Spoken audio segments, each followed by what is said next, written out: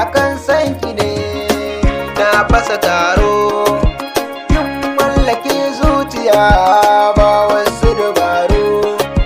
Yau bayyanar so na zo don na zama kwaro, samu zamar ƙauna, samun illasa, kin zarabar raina.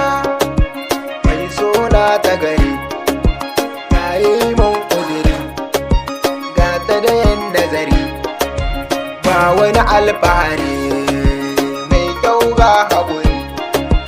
In ji ina son ki, ba wata jayayya, titini na saka a zuciya ba zai in cire ba. So ne ya kama ni cikin rai, ban san zai haka ba. Na san mun shirya, mai so na mu zamo na gaba, mai so na ajalin damuwa babu azabtarwa. Wanda ya so ya taba min ke ba zan kyalewa, ke ce in na kusa abinci idanu sai ta yi zau. Ke ɗaya ni na saka a raina da ke ɗaya zan rayuwa, kunki nake zuwa masoyiya don na ture damuwa. Samu zamar ƙauna, samun illasa, kin zarabar raina. Na gane burin wasu su dai jaraba mu, lallai akan son ki dai ni ba a iya ma. Na dage na tarwatsar dukkan makiyan mu, lallai burina akan ki ba zai wuce bunkuru.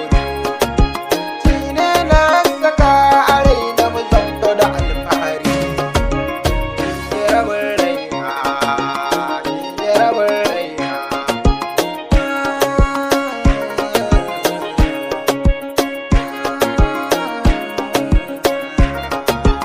In dai akan son ki ne sai na fasa taro, yin mallake zuciya ba wasu dabaru. Yau bayyanar so da zo don na zama kwaro, samu zamar ƙauna, samun illasa, kin zarabar raina. Adam Yaro So Mai Sanka Studio DTK.